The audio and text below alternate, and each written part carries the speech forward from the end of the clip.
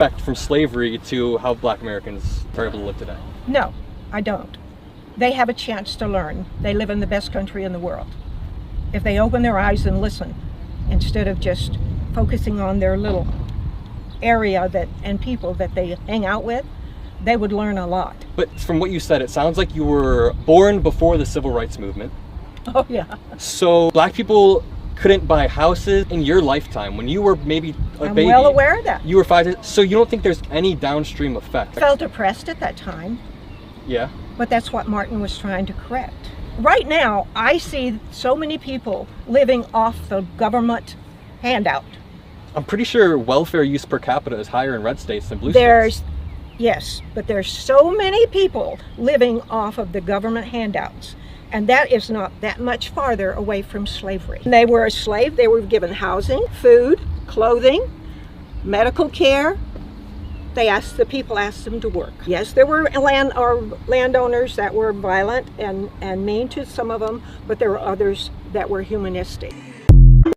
Who bets people like this?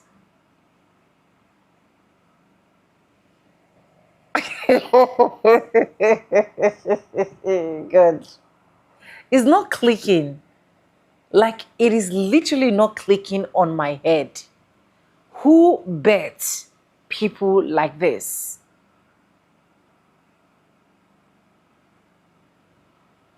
Let's be clear that 70% or to 80% or to 90% of people enjoying the welfare and that are enjoying every single government hangout, as she so tagged it, are still these white folks.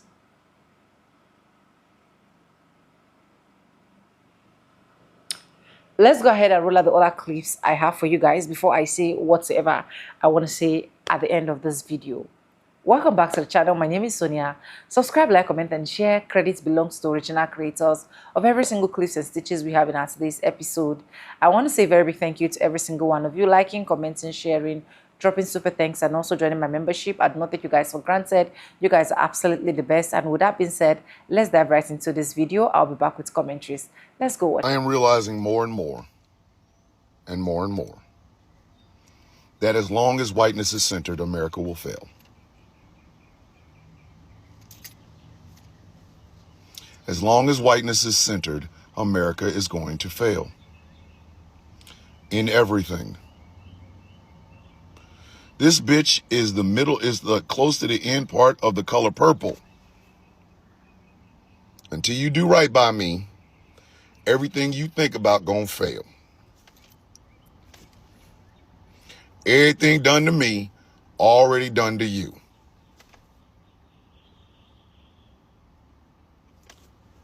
We were told that it's the time of merit-based.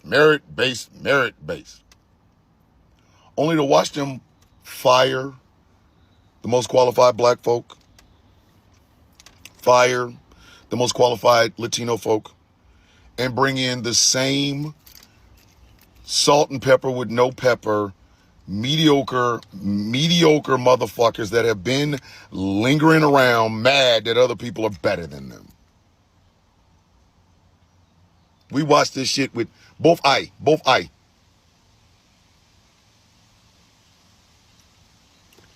Black folks said, y'all got this. We sat back and we watched what happened. And quite frankly, some of y'all don't know what the fuck you're doing.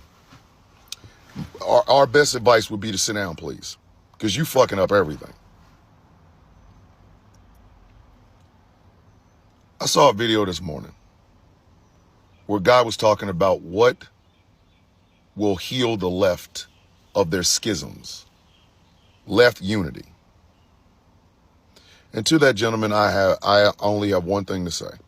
Tell that to them white folk. Don't tell us. Don't. Do you understand? Those of us who have always been in the margins, we have been waiting on white people to get the goddamn hint. We have.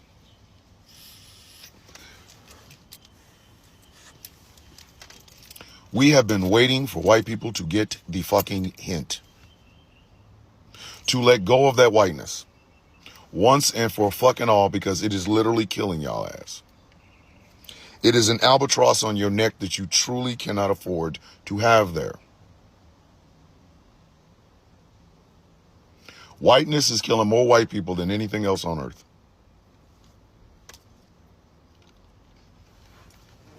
The idea that people are still out here trying to argue that the KKK was a Democrat, y'all need to quit. You sound fucking dumb. Because you want to jump your ass all the way back to the end of the Civil War, but you don't want to deal with 2016, 2020, or 2024. You want to go to the end of the Civil War but not deal with 2024? Where was the Klan at? Who'd they endorse? Sit down. Sit down. Y'all are trying to run from your own legacies. Every one of you, left, right, center, I don't care. White folks are trying their damnedest to run from their own fucking real achievements. Not the ones you tell the rest of the fucking world, the ones that we all in this bitch know that you have done. That is your legacy. That. To call black folks lazy and realize that slave owners never fucking worked is ridiculous. To jump the fuck all the way back to slavery in the first place, trying to lawyer that shit up, is ridiculous. That's your legacy. Own the bitch. Own it. You live in a country that is diverse. And I'm sorry, ladies and gentlemen, fuck what Anna says. You need to take every single ounce of that diversity into account when you deal with people. Anytime and every time you deal with a person that don't look like you, understand that they come with life experiences you would not understand. For all the tough guys on the right with the packing of the guns and shit, have you ever watched somebody die? Have you? And no, I don't mean a deer. I don't mean a cow. I don't mean any of that shit. Have you watched a human being die? Because I have. I've watched a human being die. I've seen what happens. Your little pew-pews, your little six-shooters and all other shit. You don't see the aftermath of that. I have. All you white women that swear up and down you're part of the feminist movement. Do you realize that in order for you to say that, there are black women that you have to ignore? We hear stories about the woman in Texas who was a conservative who voted for Trump and blah, blah, blah.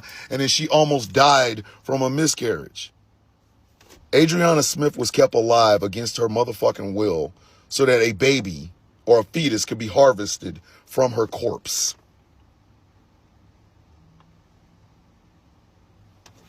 That's a horror story. You want to fight for you want to fight for the rights of abortion, fight for that. Use Adriana Smith. But no.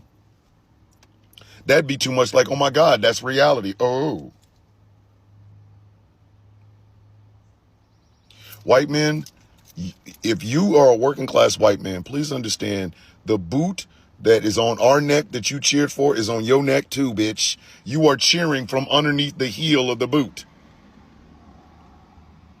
The fuck are you cheering for? Yeah, keep fucking me over. I love it. Until you die of a heart attack or cancer or whatever the fuck because you can't take your ass into a hospital because you can't afford the bill.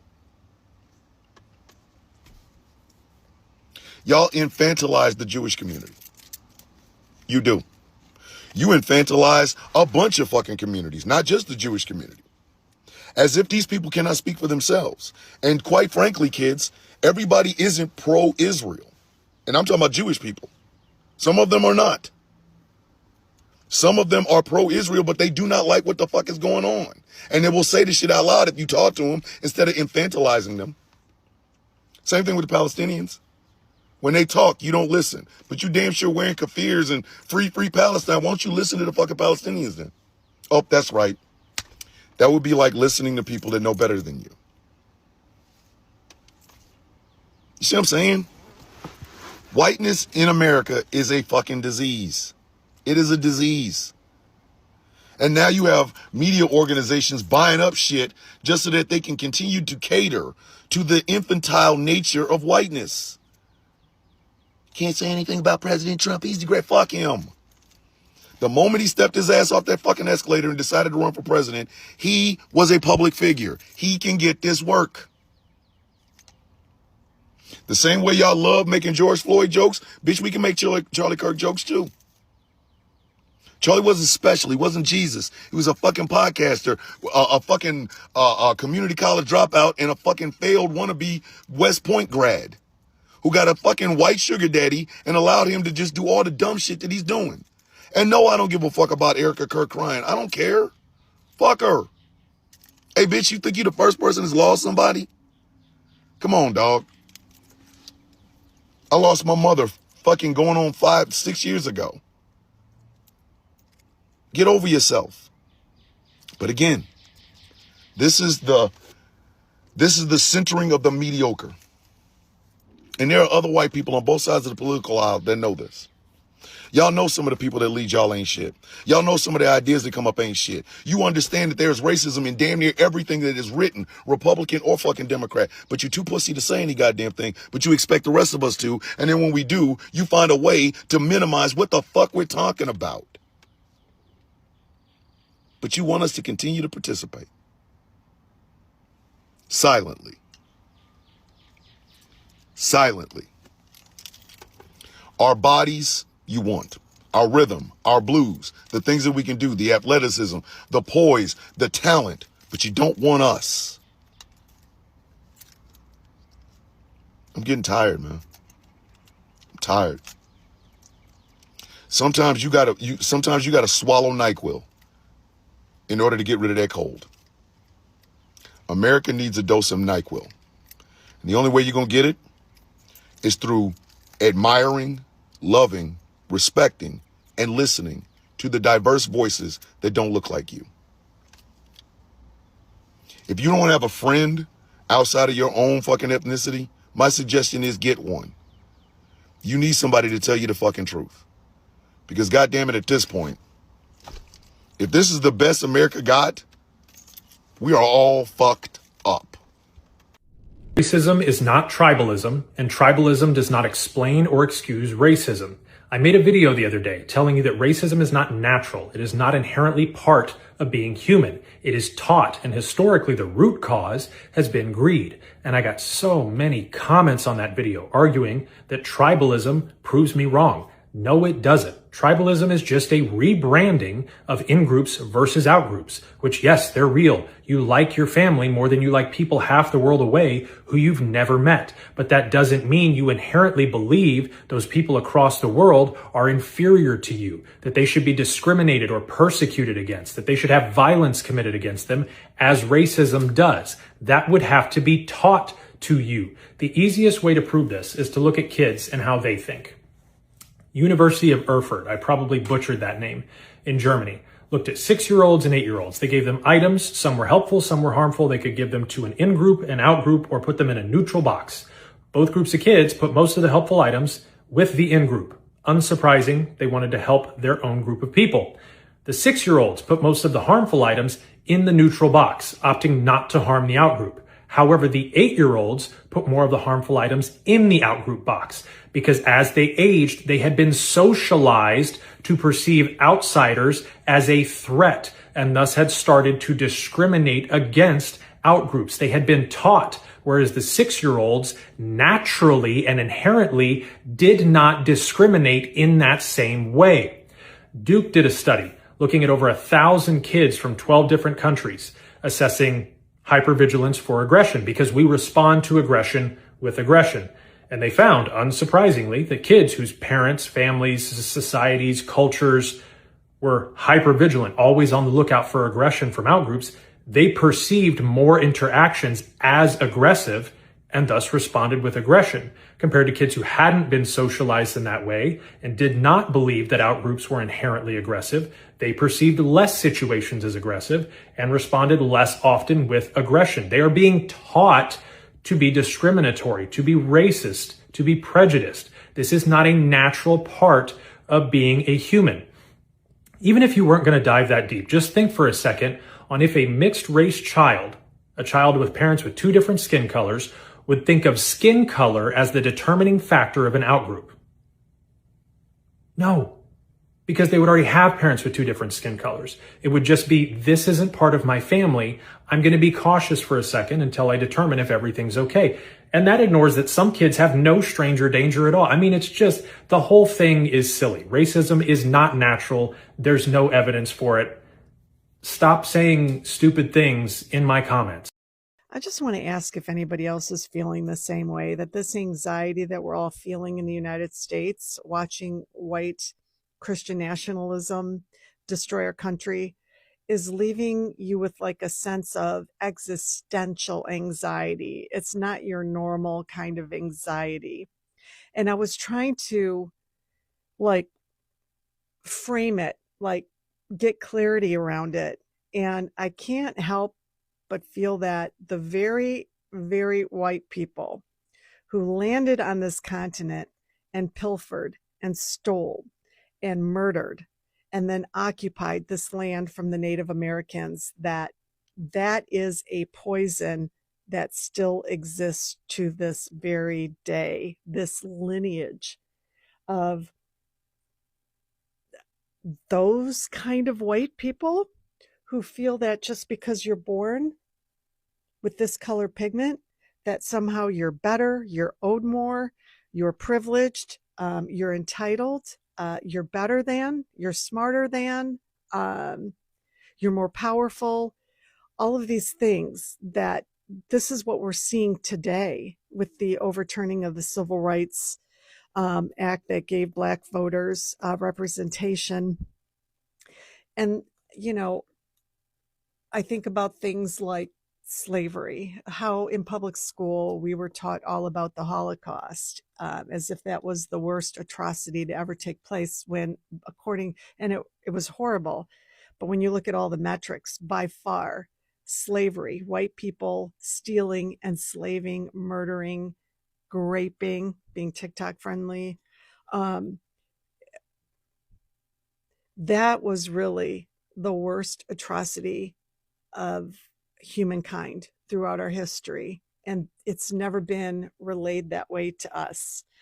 And that our American system, economic, social, political, criminal systems, are all racist. And white people think they deserve the whole cake, the frosting, the candles, all of it. And these constitutional amendments said, hey, white racist assholes, Black people and brown people get a piece of cake. And even that is problematic, because that's not equality either. And today, Republicans are taking away even that one piece of cake, right? That's like how this all feels. And I know Black people and brown people live this and know this. And, you know, we as white people every day are waking up to it more and more and more. The blinders are just kind of the shoot, shoot, shoot, right? And I can't help but thinking that the only way out of this is to radically change who we elect, that we have to change the systemic system that is racist. And we can only do that by electing progressives. That's it. The Democratic Party can be credited for making sure Black people and brown people got a piece of cake, but they only got a piece of cake. That's not equality. That's not equality, not by any sense of the word. And they've kept it that way. And when we can elect progressives like you and me and so many others, they will get to the root of the problem. They will fix the problem at the root. They won't just like cut out little slivers and hand it out and say, there you go, elect us again. There's got to be a will, a conviction, an understanding, a passion, courage to change it systemically. Yeah, That's just how I'm feeling today. Anyways, welcome back and thank you so much for watching all of that video, and I hope you guys literally enjoy every single clips I was able to roll out for you guys. In the United States, people of many racial and ethnic background receive welfare or public assistance program. But the largest number,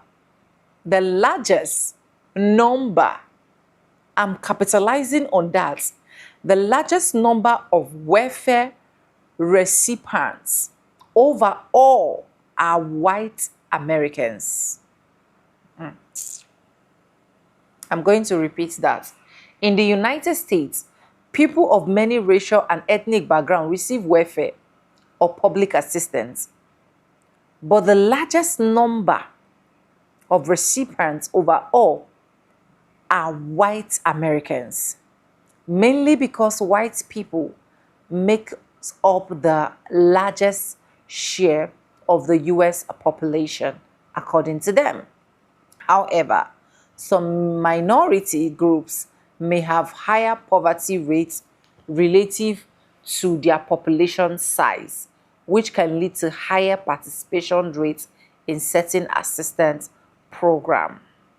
Welfare can include programs such as Medicare, health insurance, SNAP/food stamp, temporary assistance for needy families, housing assistance, unemployment benefit, social security disability support. The reason people use welfare are usually connected to a broader economic and historical factor, which include poverty and income inequality, job loss or low wages, high housing and health care costs, disability or illness, single parent household, historical discrimination and unequal access to education and wealth. For example, the history of segregation, discrimination, and unequal opportunities in the US affected many communities, including Black Americans, Native Americans, and some Latino communities at the same time. Rural poverty has also heavily affected many white Americans, especially in the parts of the South side. It's important not to assume one race is living off welfare more than the other in a moral sense, but most recipients who receive assistance are children, elderly people, disabled individuals, or working families earning low wages. Many people use welfare temporarily during a difficult period, but white Americans are the main source and the beneficiary whenever it comes to any of this. And these people, we have the right to say Black people are enjoying. Black people, see, it pains me more whenever I hear some of them saying Black people have the opportunity to live. Why didn't they leave? It even pains me more whenever I hear some of them say, oh, why not move to a different country? Why not Black people move to a different country? And I ask myself, can you move from the country that you literally built with your sweat and blood? Can you move? You cannot move, but you want Black people to move. It is as bad as that. And you see the way she's saying it, as if slavery means nothing. Oh, Martin Luther King Jr. actually fought for it. And yes, they had the opportunity. This white woman is saying it as if it means absolutely nothing to her. But anyways, let me know what you think in the comment section. Credits belong to the original creators of every single clips and stitches we have in our today's episode. I want to say a very big thank you to every single one of you. Liking, commenting, sharing, dropping super thanks, and also joining my membership. I do not take you guys for granted. You guys are absolutely the best. And yes, guys, with that being said, with no further ado, I do like I always say in my videos, I'm going to be saying bye, and I'll see you guys in my next one. For now, bye guys. I love you guys. And stay tuned.